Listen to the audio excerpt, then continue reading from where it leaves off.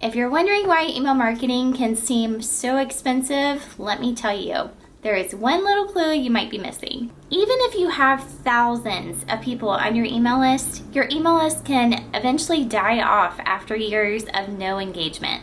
So through this video, you're going to be learning what exactly a re-engagement email sequence is and how it can help your business and how it can increase your deliverability for your emails and your subscribers, and not to mention save you money in the long run. Hi, I'm Amanda Stores, and I absolutely love email marketing because I feel that behind every email address is a person with a story, and they need to hear yours as a business owner. And as you grow to build that trust within your email list, they will also be guided towards your offers. Subscribe if you need some ideas of what sequences to put in place so that emails are doing the work for you on the back end of your business. Someone the other day said that they had 28,000 people on their email list. That's mind-blowing to me. 28,000 people on their email list, but they didn't know what emails to send them and what content their audience wanted to receive from them. You want to have a lot of engagement on your email list. What do I mean by that? I mean that you have people opening your emails, clicking the links on your emails, replying to your emails, because with every act of engagement on behalf of your subscriber, it's increasing your reputation as a sender for your email list. It's also increasing your deliverability. So what's the opposite of that? The opposite would be that you have all these people on your email list that aren't engaging in your content. They are pushing up the cost for keeping up with your email service provider. So think about this. Most email service providers are going to charge you more with the number of subscribers you have on your email list. So if you have 10,000 people on your email list, but only 2,000 of them actually open and engage in your emails, it's going to be costing you every single month. Not to mention, if they are getting a ton of emails that they don't want from you, it's going to increase them clicking that spam button, which you don't want, and that will increase Google to pull all those emails into their junk folders, which you absolutely don't want. So let's get to it. Click that like button if you know the power of email marketing and maybe you have people on your list, but you just don't know what to send them and who is actually opening up those emails anyway. You'll want to do something called a re-engagement sequence. That basically means exactly what it says, is you're trying to bait them to open up your content through your emails. If you have no idea what content to send them, how to nurture your list, and how to engage with your list, after they go through this email sequence, then go ahead and download 120 free email topics. I'll put the link right below. The first step is to dive deep into the data within your email service provider. You're going to see who are the inactive subscribers on your list, and you're going to segment them into a separate spot so that you can send this re-engagement sequence to them.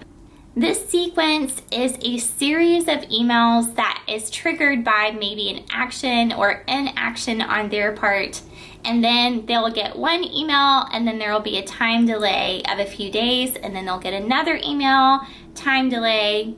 You get the point.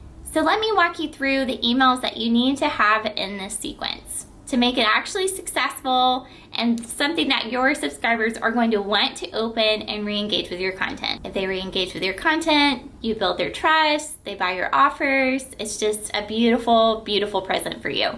One of the first emails you're going to put in this sequence is remind them why they came to your list in the first place. You can see what segments that they are in already. So if you have a business segment or a Pinterest segment or an email marketing segment of your list, then you can go to that segment and see what they were originally engaged with. And then you're going to try and remind them of what amazing things have been going on in that community and what you've been sending to your email list recently within that segment.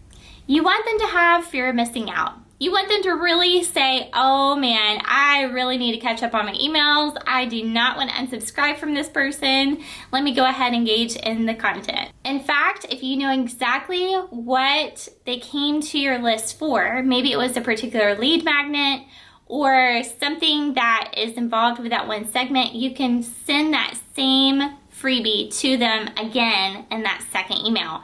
It's like you're sending them a gift for sticking around.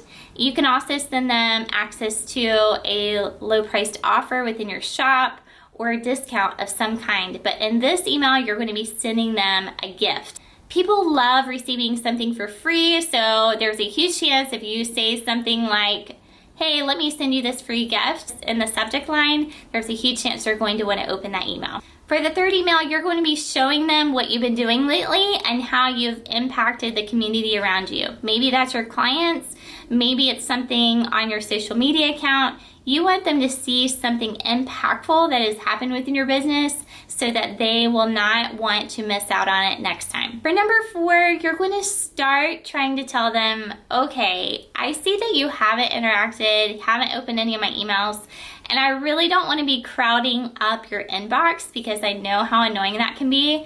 So I want to make sure that you still want to be here. If you still want to be here, click this button. And remember, you can trigger something within your email service provider that if they click on that particular button, then it can send them through your welcome sequence again. You can create a ton of different actions based on that one click, but make sure that you are telling them an action they need to do in order to stay on the list. The next email you're going to be sending them is a survey. You want to know what content they actually want to hear about. So you'll send them a quick survey. You need to specify how much time it's going to take them to complete it. Maybe it's like 1-minute survey, 2-minute survey, 3-minute survey, something really low so they know it won't take a lot of time. And then you can finally see what content they actually want to get from you so that you know what to send them in the future. This one is so hard. I don't even want to talk about it, but truth is, at the end of this sequence, this is where it gets real. You tell them, because you haven't opened any of my emails or clicked on the button or done anything lately, I'm sorry to see you go, but I'm going to go ahead and take you off of my list.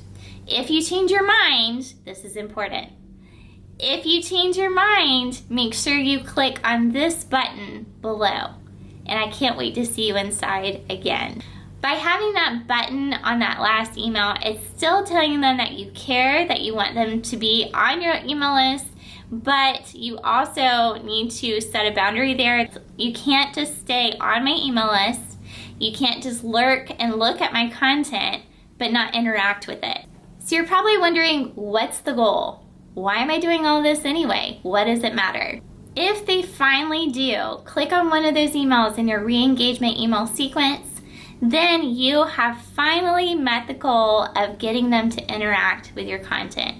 By interacting with your content, you have saved one of those email subscribers, and that means they still want to hear from you. There is still hope for them to not only build trust with you and a relationship with you as a business owner, but also to be guided towards your offers in the future. So what do you do with them if they really don't click on the last email or any of those emails in that re-engagement sequence? I would recommend that you still keep them on your email list because it's maintaining what segment they came from and all those tags, all those good things and all the information and data that they brought with them, but you can make them an inactive subscriber. So they're still on there, you can still see where they came from, but they are inactive. And the reason why you want them to be inactive is that it's going to save you for your email service provider cost per month, because that's one less subscriber that you're going to have to waste your time sending emails to. It's also going to increase the deliverability of all the other emails that are being sent to your other subscribers that actually want to hear from you. And it's going to increase your reputation. Yes, you have an email sender reputation to keep up with. And you might be surprised of how many people actually put in the wrong email to begin with. So maybe they put in their name and they put in a typo like for their email address, like amandastores@gmail.com, amandastores@yahoo, no, that's one, yahoo.com.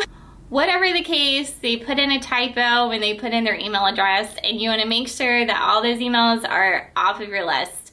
Another thing that might have happened is they might have given you a fake email address or a junk email address. I don't really understand the whole like fake email address, because then they won't get the freebie that you send them, but whatever. So maybe they're sending you a junk email address that they never open, which means they're not interacting with your content anyway. Also keep in mind that 30% of people will change their email address every single year, so maybe you just don't have the updated email address.